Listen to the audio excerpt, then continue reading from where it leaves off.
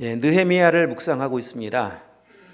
느헤미야 지난주까지 묵상했었던 본문은 느헤미야가 페르시아에서 예루살렘으로 돌아와서 52일 만에 성벽 공사가 끝나고, 그리고 그곳에서 함께 하나님의 은혜를 기억하는 절기를 드립니다.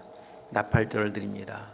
그리고 마지막 초막절까지, 대속죄를 지나서 초막절까지를 드렸던 것이 지난주 한 주간 동안 묵상했었던 본문이고, 오늘 8장 본문도 지난주에 묵상했었던 본문 중에 한 본문입니다.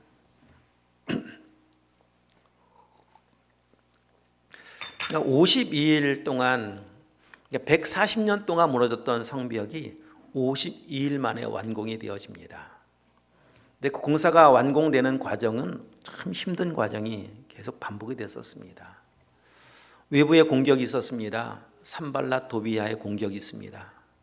내부의 공격도 내부의 여러 가지 혼란함도 있습니다. 느헤미야는 이런 문제들을 해결해 가면서 공사한 겁니다. 외부의 방해를 막기 위해서 성경에 보면은요, 한 손에는 무기를 잡고 한 손에는 연장을 잡고 공사를 했다고 합니다. 또 공사하는 기간 동안 낮에는 열심히 일을 하고 밤에는 또 공격을 대비해서 파수꾼을 세워야 됐고요. 정말 쉼 없이 그런 시간을 통해서 52일 동안 그 어렵고 힘든 과정을 넘어서 이제 성벽 공사가 완공이 됩니다. 공사를 마쳤을 때, 그 힘든 시간을 마치고 보내고 공사를 마쳤을 때 얼마나 감격스러웠겠습니까? 문득 이 말씀을 준비하면서 저희도 공사를 마쳤던 그때가 좀 생각이 났습니다. 3층 증축 공사를 마쳤을 때 제가 이렇게 보니까 2014년 3월 마지막 주일 오후에 기공 예배를 옥상에서 드렸던, 기억나시죠? 10년 전 일인데 그렇게 기공해서 공사가 마쳐진 날이 6월 27일이었습니다. 6월 27일 날 공사하는 기간 동안 성도님들 많이 애를 쓰셨죠. 시간 나는 대로 오셔서 봉사해 주시고, 또 공사 기간 3개월여 시간 동안 교회 주변 옆에 앞에 폐기물 쓰레기 더미가 그냥 잔뜩 쌓여 있었었고, 공사가 제일 끝나는 마지막은 폐기물 치우는 일입니다. 폐기물 다 치워내고 이제 공사 끝나는 그날이 6월 27일이었습니다. 옆에 잔뜩 쌓여 있던 그 버려야 될 자재들, 폐기물들을 정말 막 깨끗이 쓸어서 차에 딱 실어보내고, 6월 27일이라니까 더울 때죠. 그리고 그때 있던 우리 청년들과 성도님들이 다 함께 냉면을 먹으러 갔습니다. 야, 인생 냉면을 먹은 거 아니겠습니까? 그렇게 시원한 냉면을 먹어본 적이 없습니다. 무슨 느낌인지 아시겠죠? 공사하는 그 수고, 그 모든 과정에 그냥 그 모든 수고에 피로나 피곤함과 모든 것이 그냥 다 날려가는 그런 냉면 아니었겠습니까? 그러니까 당시 에스라와 느헤미야는 말할 것도 없습니다. 이스라엘 백성들은 그 정도 했는데도요, 그렇게 시원했는데 그냥 외부의 공격, 내부의 여러 어려움들을 그냥 다 하나하나 해결해 가면서 공사가 끝났을 때 너무 감격스러웠었던 모습 충분히 상상할 수 있죠. 그래서 그 감격을 잊지 않고 성벽 공사가 끝난 시점이 날짜로 놓고 보면 6월 25일이거든요. 근데 오늘 성경에 보면은요, 7월 1일에 다시 모입니다. 불과 며칠 만에 또 모입니다. 공사하느라 2달 동안 거의 집에도 못 들어갔었을 텐데, 그리고 집에 가자마자 막 집만 풀어놓고 다시 모인 겁니다. 그래서 정말 하나님의 은혜가 임하면 모이는 게 어렵지 않아요. 정상적인 그리스도인의 삶의 태도는 빨리 교회 가고 싶어지는 겁니다. 빨리 예배 드리고 싶어지는 게 정상적인 거예요. 이런 정상적인 은혜가 회복되길 축복합니다.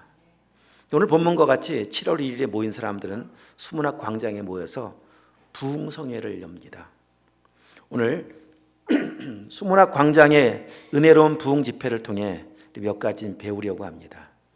자, 첫 번째, 모인 사람들은 자발적으로 모여요. 1절 다시 한번 읽어보겠습니다. 시작.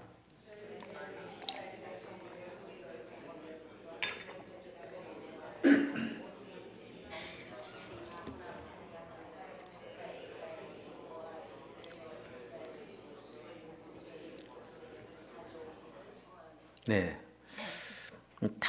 모든 백성이 모였다. 모든 백성이 일제히 다 모였다. 그리고 모인 사람들이 율법책을 가져와 읽어주기를 요청을 하고 있습니다. 한 사람도 뭐 핑계대고 안 나온 사람이 없다는 겁니다. 2달 동안 공사하느라 몸이 지쳐서 참 피곤해서 못 가겠습니다. 이런 사람도 없고요. 2달 동안 밀린 일이 많아서 일이 많을 텐데도 바빠서 해야 할 일이 많아서 그런 핑계대는 사람도 없고요. 다 모였습니다. 그리고 자발적으로 말씀 좀 읽어주십시오. 에스라에게 말씀을 들려주고 읽어주기를 요청을 합니다. 성경에 어디를 보아도 모인 사람들이 자발적으로 좀 성경 좀 읽어주십시오. 이렇게 요청하는 곳은 여기밖에는 볼 데가 없습니다. 자, 아무튼 그들이 모여서 말씀을 듣고 있는데 그 시간이 3절 말씀에 보면 새벽부터 정오까지, 새벽부터 정오 약 6시간 정도를 말씀을 듣습니다. 이렇게 말씀을 듣는데 자발적으로 말씀을 들으면, 자발적으로 모였고 자발적으로 말씀을 들으면 시간이 6시간도 어떻게 지나가는지 모르게 금방 지나가 버립니다. 짜증내는 사람 없습니다. 진짜 하나님의 은혜가 임하면은요, 시간 지나가는 걸 모른다니까요. 사랑하는 사람과 만나서 시간 지나가는 걸 모르는 것과 똑같습니다. 이게 은혜의 결과들입니다. 이런 은혜도 회복되길 축복합니다. 벌써 예배가 끝났구나. 예배가 끝나면 예배를 드리는 내내 시계만 계속 보고 계시지 마시고 언제 끝났지? 벌써 말씀이 끝났나? 이런 은혜, 이거 은혜입니다. 은혜. 이런 정상적인 겁니다. 이거 이상한 거 아닙니다. 이래야 합니다. 우리 제자훈련을 이제 내년 1월이면 다 1월 훈련 때면 50주년입니다. 50주년이 딱 맞이하는 해가 1월인데 50주년 훈련을 하면서 정말 큰 은혜가 임하는 것들을 많이 경험을 했습니다. 초창기에는 3박 4일 훈련을 했었어요. 그것도 화요일부터 금요일까지. 그러면 일주일을 내드려야 됩니다. 그러다가 월부터 목 3박 4일 하다가 월부터 수, 지금 그렇게 2박 3일로 고정이 되어 있는데, 아무튼 훈련할 때 교회보다 그곳에서 더 큰 은혜가 임하는 이유 중에 한 가지는 다른 것 때문이 아니라 그곳에 모인 사람들은 자발적으로 왔어요. 자기 시간을 내서, 자기가 돈을 내서 자발적으로 와서 은혜를 받길 원하여 왔으니 은혜가 있죠. 여러분, 교회도 마찬가지입니다. 교회 올 때도 그런 마음으로 오면은요, 은혜가 있습니다. 꼭 제자 훈련만이 그런 의미가 아닙니다. 무슨 말인지 아시겠죠? 자발적으로 참여하면 은혜가 있다는 겁니다. 이게 정말 시간 가는 줄 모르죠. 3박 4일 훈련 받을 때도요, 그렇게 훈련을 받으면서 전설 속에 있었던 이야기인데 밤새도록 말씀을 듣습니다. 밤새도록 말씀을 듣다 보니까 어느새 옆에 있는 교회에 새벽, 예전 종쳤잖아요. 새벽 종소리가 울렸다는 이야기가 있어요. 그런데도 시간 가는 줄 모르는 거예요. 얼마나 긴 시간이었겠습니까? 은혜가 임하면 그렇다니까요. 그렇게 여러분 시간 가는 줄 모르게 말씀을 듣고 살고 계신다면 그 사람 안에는 천국이 임합니다. 천국을 누리며 살 수 있습니다. 근데 계속 지루해하고 언제 끝나나 막 짜증만 내면은 천국이 사라져 버려요. 천국 없죠. 하나님과 교제하는 기쁨을 아는 사람들은 늘 천국을 누리며 살고 있다니까요. 그래서 오늘 그런 은혜가 우리에게 회복이 되어야 합니다. 그렇게 사모하는 사람에게 하나님은 은혜를 부어주시고 만족하게 하신다고 성경 약속하고 있습니다. 또한 말씀을 듣는 태도를 배워야 하는데 2가지 배워야 합니다. 첫 번째, 한번 따라 할까요? 알아들을 귀를 주소서. 자, 2절 한번 다시 읽어봅니다. 시작. 7째 달 초하루에 제사장 에스라가 율법책을 가지고 회중 앞 곧 남자나 여자나 알아들을 만한 모든 사람 앞에 이르러. 3절에도 알아들을 만한 모든 사람 앞에서 이렇게 나와 있죠. 알아듣는다. 이게 알아듣는다라고 하는 것은 이게 뭐 청각에 문제가 없다 이런 의미가 아니죠. 언어가 달라서 소통이 안 된다는 의미도 아닙니다. 예수님께서 이런 말씀하셨던 거 기억하시죠? 귀 있는 자는 들을지어다. 귀 없는 사람이 어디 있습니까? 계시록에서도 귀 있는 자는 성령이 교회들에게 하시는 말씀을 들을지어다. 그 말은 하나님의 말씀을 깨달음을 가지고 듣기를 원한다, 이런 말씀 아니겠습니까? 성령을 통해서 말씀이 선포되고 증거되어질 때 성령을 통해서 이 말씀이 깨달아지고 믿어지는 것, 이게 알아들을 만한 겁니다. 이게 알아들어야 은혜가 되어집니다.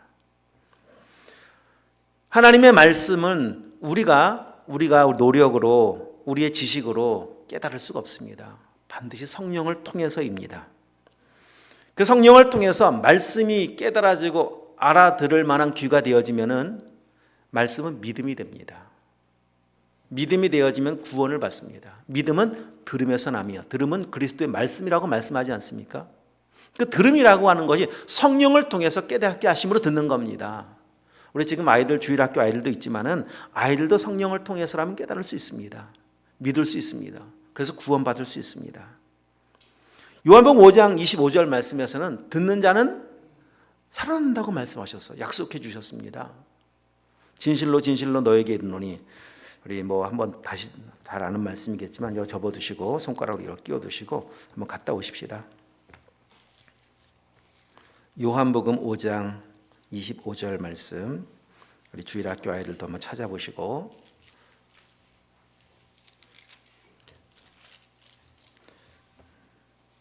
한번 읽어볼까요? 5장 25절 시작. 진실로 진실로 너희에게 이르노니 죽은 자들이 하나님의 아들의 음성을 들을 때가 오나니 곧 이때라. 듣는 자는 살아나리라. 여기 들을 때, 귀 있는 자는 들을지어다. 오늘 들을 만한 사람들, 같은 의미의 말씀드립니다. 이 말씀이 들려지면 사는 겁니다. 여러분 지금 제 소리 안 들리는 분 계신가요? 이런 의미가 아니라는 말씀입니다. 성령을 통해서 말씀이 들려오고 깨달아지고 믿어지면 산다는 겁니다. 그런 은혜가 있기를 축복합니다. 그러면 말씀을 들으면서 배워야 될 두 번째 태도, 5절 6절 말씀으로 더 가서 한번 본문으로 오셔서 보시면, 에스라가 모든 백성 위에 서서 그들 목전에 책을 펴니 책을 펼 때 다 함께 모든 백성이 일어서니라. 일어서서 들었습니다. 그때는 그 긴 시간 동안을, 6시간이라는 그 긴 시간 동안을 저만 일어서 있는 게 아니라, 말씀을 전하는 자만이 아니라 다 일어섰다는 겁니다. 일어섰다는 그 의미는 하나님의 말씀에 대한 경외심, 또 하나는 말씀에 대한 순종함이 두 가지 의미가 포함되어 있습니다. 그리고 6절 말씀 다 함께 시작. 에스라가 위대하신 하나님 여호와를 송축하며 모든 백성이 손을 들고 아멘 아멘 하고 응답하고 몸을 굽혀 얼굴을 땅에 대고 여호와께 경배하니라. 그들은 또한 일어서서 들으면서 말씀이 선포될 때마다 아멘 아멘 이렇게 응답했다, 화답했다는 겁니다. 아멘이라는 의미는 진실로라는 의미가 담겨 있어요. 진실로. 그 말은 아멘을 화답했다라고 하는 것은 말씀이 진실로 하나님의 말씀인 것을 제가 믿습니다. 아멘 아멘을 반복하지 않습니까? 진실로 진실로 제가 하나님의 말씀인 것을 믿고 더 나가서 제가 그 말씀에 이제 순종하겠습니다 라고 하는 것이 아멘이라는 것입니다. 하나님은 고린도 후서 1장에 보면은요, 아멘 하는 사람을 통해서 영광을 받으신다고 말씀하고 있습니다. 거기다 한번 찾아가셔서 또 한번 찾아봅니다. 고린도 후서 1장.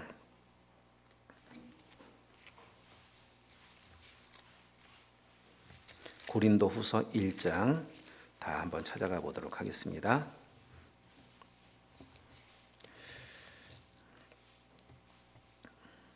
1장 우리 19절 20절 두 절 말씀 보도록 하겠습니다. 287쪽 19절 20절. 우리 19절은 주일학교 아이들 찾았죠? 우리 주일학교 아이들만 19절, 그리고 우리 다 함께 20절 시작. 주일학교 시작.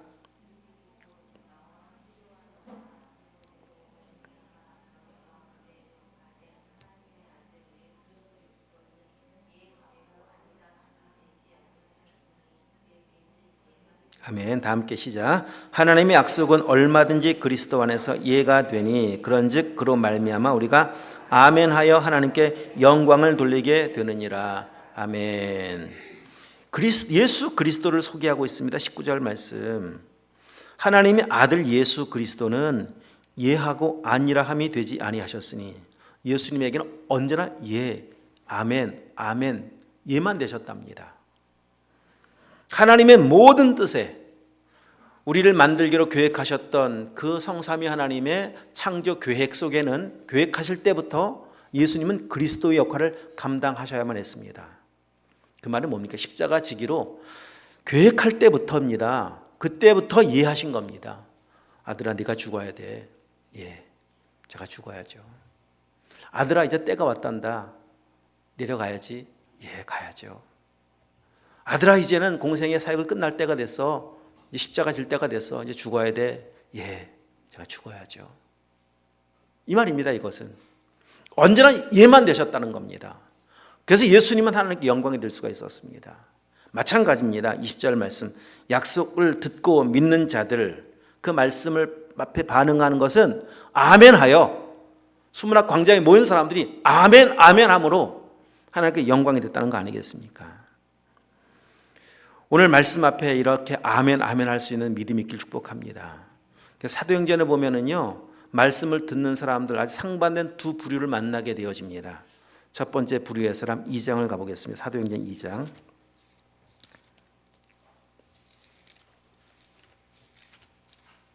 사도행전 2장을 한번 가서 보시면 2장에는 베드로가 설교하는 내용이 나옵니다. 베드로의 긴 설교가 끝났을 때 2장 37절 다 함께 읽겠습니다. 시작. 그들이 이 말을 듣고 마음에 찔려 베드로와 다른 사도들에게 물어 이르되 형제들아 우리가 어찌할꼬 하거늘. 여기 마음에 찔렸다. 그리고 어찌할꼬라고 하는 그 말의 의미는 내가 어떻게 내 죄를 회개하고 내 삶을 교정해야 되겠습니까? 이제 내 삶을 어떻게 하나님 말씀 앞에 반응해야 되겠습니까? 나는 어떻게 살아야 되겠습니까? 이게 어찌할꼬입니다. 그렇게 아멘하는 그들에게 어떤 은혜가 임하는가? 그 뒤에 내려가 보시면은 자 41절 시작. 그 말을 받은 사람들은 세례를 받음에 이날에 신도의 수가 3,000이나 더하더라. 아멘. 세례를 받았다는 말이 뭡니까? 구원받았다는 말 아닙니까? 아멘 하면 구원을 받습니다. 아멘 하면 하나님의 은혜를 입게 되어집니다. 자, 반면 또 한 부류의 부류는 우리 7장을 가면 만나게 되어집니다. 7장. 여기 아까 앞에도 마음에 찔렸다. 이거 이제 마음에 새겨 놓으시고. 자, 7장에 보면 역시 스데반의 긴 설교가 나옵니다. 앞에는 베드로의 긴 설교였다면 7장에는 스데반의 긴 설교가 나오는데 그 설교가 끝날 때 54절 다 함께 시작. 그들이 이 말을 듣고 마음에 찔려 그를 향하여 이를 갈거늘. 마음에 찔린 건 똑같습니다. 그런데 이제 한글로 보면 찔렸다는 말이 똑같이 나와 있지만 원어를 보면 다릅니다. 앞에 있었던 2장에 나와 있었던 사람들이 마음에 찔림을 받았을 때 그 찔림은 감동입니다. 여기 뒤에 나와 있는 찔림이라고 하는 것은 분노입니다. 다르죠. 스데반의 설교를 들은 찔림을 받은 사람들은 분노했다는 말입니다. 칼을 갈았다는 말입니다. 베드로의 설교를 듣고 찔림 받은 사람들은 감동을 받고 이제 마음에 동요가 일어나기 시작한 거예요. 그 회개 역사가 일어난 거 아니겠습니까? 그 결과를 보십시다. 아멘하지 않은 사람들의 결과입니다. 57절 시작 58절까지. 그들이 큰 소리를 지르며 귀를 막고 일제히 그에게 달려들어 성 밖으로 내치고 돌로 칠세 증인들이 옷을 벗어 사울이라 하는 청년의 발 앞에 두니라. 사람을 죽입니다. 말씀 전하는 스데반을 돌로 쳐 죽입니다. 이게 아멘하지 않은 사람들의 그 다음 행동들입니다. 말씀 앞에 아멘하면 천국이 임하지만 말씀 앞에 아멘하지 못하면 지옥이 임하는 거예요. 사람 죽이고 천국을 경험할 수 있겠습니까? 그럴 수 없거든요. 그래서 말씀 앞에 아멘하는 게 은혜라니까요. 그럼 말씀 앞에 진짜 아멘 되어지는 은혜, 그런 은혜의 삶을 살길 축복합니다. 천국을 누릴 수 있는 비결입니다. 아멘, 아멘 하는 겁니다.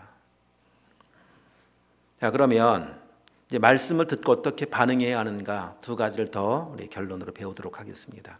우리 본문 다시 오셔서 9절을 보시면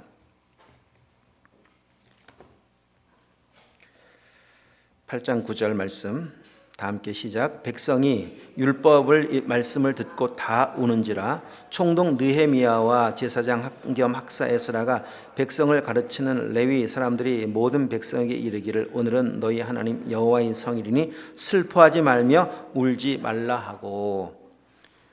첫 번째 이들의 반응은 회개였습니다.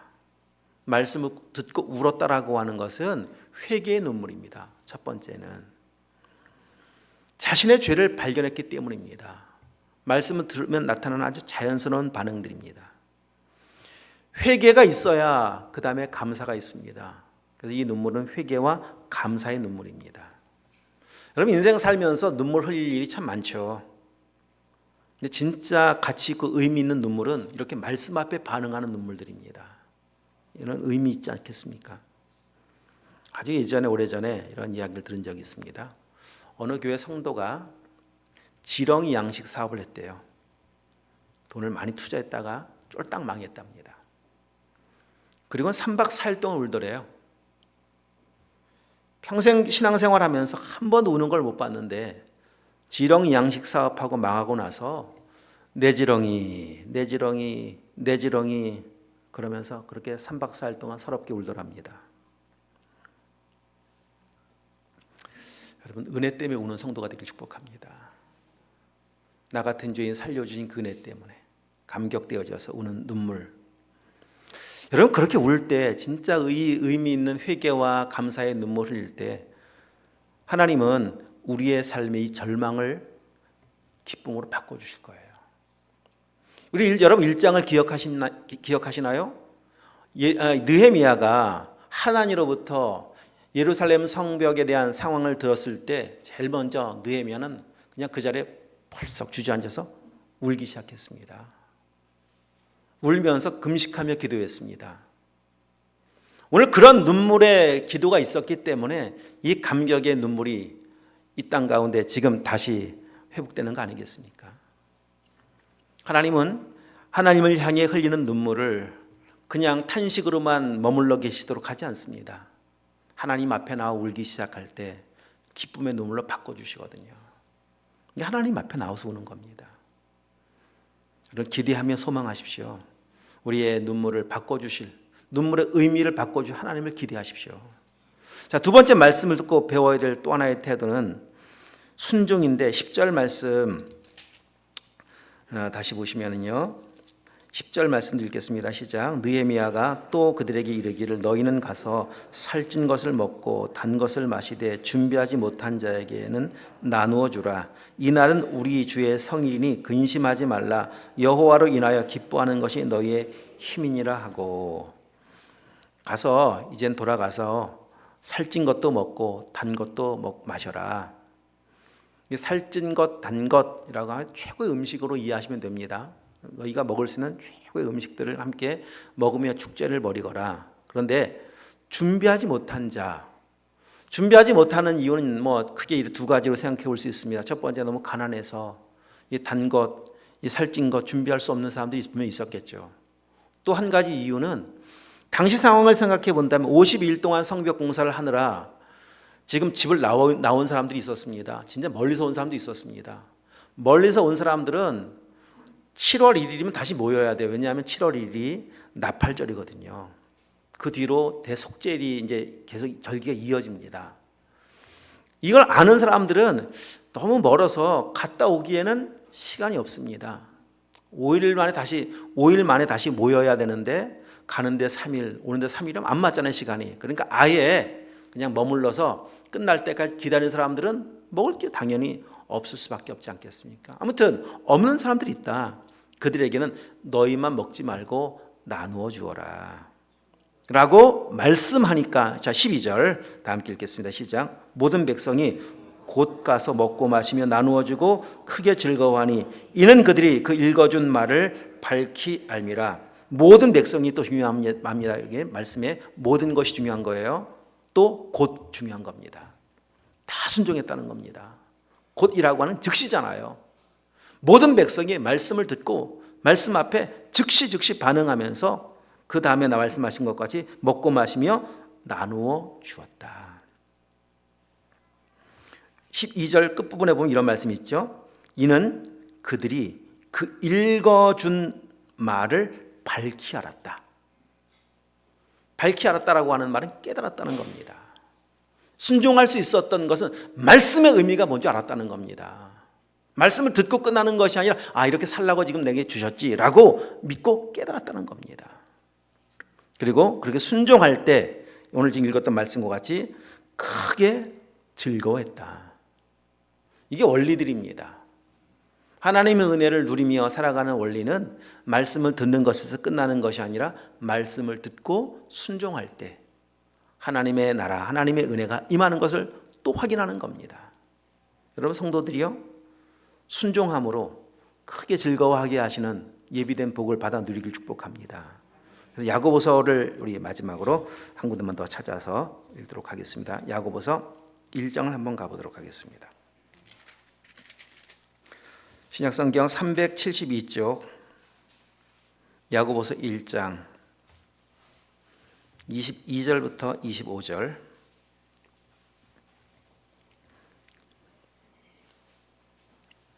(1장) 22절로 25절 다 함께 한번 읽어보겠습니다. 시작. 너희는 말씀을 행하는 자가 되고 듣기만 하여 너희 자신을 속이는 자가 되지 말라. 누구든지 말씀을 듣고 행하지 아니하면 그는 거울로 자기의 생긴 얼굴을 보는 사람과 같아서 제 자신을 보고 가서 그 모습이 어떠했는지를 곧 잊어버리거니와 자유롭게 하는 온전한 율법을 들여다보고 있는 자는 듣고 잊어버리는 자가 아니요 실천하는 자니 이 사람은 그 행하는 일에 복을 받으리라. 여러분 거울을 얼굴에 비춰 보았으면 고칠 것이 있으면 빨리 고쳐야죠. 보고 끝나면 무슨 소용이 있겠습니까? 말씀을 듣고 고칠 것이 있으면 빨리 고쳐야죠. 말씀을 듣고 순종해야 할 내용이 생각나거든 빨리 순종을 해야죠. 그러면 지금 말씀하신 것까지 그 행하는 사람에게 복을 받으리라. 순종하는 자에게 복이 있을 것이라고 성경이 약속하고 계십니다. 그래서 말씀을 듣고 아멘하는 거 중요합니다. 근데 아멘으로 여기서 입으로 아멘하고 끝나는 것은 별 의미가 없습니다. 그 아멘이 우리의 삶으로까지 연결되어져서 순종에까지 이어지면 하나님은 지금 말씀하셨던 오늘 느헤미야의 그 수문학 광장의 현장 속에서도 순종하니까 즐거움이 컸다, 크게 즐거워했다. 야고보서 말씀과 같이 순종하는 자에게 예비한 복, 준비한 복이 있다 말씀하고 있는 이 원리들을 여러분 사랑하는 성도들이요, 삶으로 이 말씀을 마음으로 이 말씀 받으시고 삶으로 순종하는 은혜가 있길 축복합니다. 자, 정리하겠습니다. 오늘 성벽 짓고 성전 지은 이유는 여러분 이렇게 모여서 예배하게 하려고 지은 거 아니겠습니까? 순례용 아니고 관상용 아닙니다. 그냥 지어놨는데 안 모이면 무슨 소용이 있겠습니까? 지어졌으면 모여서 예배하도록 하기 위해서 지은 겁니다. 교회 마찬가지입니다. 왜 교회가 지어졌습니까? 모이도록 하기 위해서, 예배하도록 하기 위해서. 근데 그 모임과 예배가 오늘 성경의 말씀을 통해서 배우는 첫 번째 자발적이었다는 거, 이게 중요한 초점 아니겠습니까? 여러분 자발적으로 모이길 축복합니다. 하나님 앞에 나올 때마다 이런 마음을 좀 주시도록 늘 기도하시면서 믿음의 이 삶을 살아가실 축복합니다. 하나님, 오늘 예배하러 가는 날인데 자발적으로 제가 정말 즐거움으로 기쁨으로 주님 앞에 나가게 하옵소서. 늘 기도하십시오. 또 가서 말씀을 듣죠. 하나님, 들을 수 있는 귀를 열어주시옵소서. 한 귀로 듣고 흘려보내고 그냥 마치 벽에다가 대고 하는 말씀과 같이 튕겨져 나오는 말씀이 아니라 스펀지가 물을 빨아들이듯이 하나님 저에게 주시는 말씀을 들을 수 있는 그런 귀를 열어주시옵소서. 하나님, 말씀 앞에 제가 아멘 아멘 정말 진실로 하나님의 말씀 옳습니다, 그리고 인정할 수 있는 믿음도 허락해 주시옵소서. 더 나아가서 말씀에 순종할 수 있는 믿음까지 허락해 주시옵소서. 이런 믿음으로 순종함으로 하나님께서 예비하신 은혜를, 복을, 천국을 누리는 우리 온 성도들 다 되실 수 있기를 주님을 축복합니다. 기도하시겠습니다. 하나님 아버지 감사드립니다.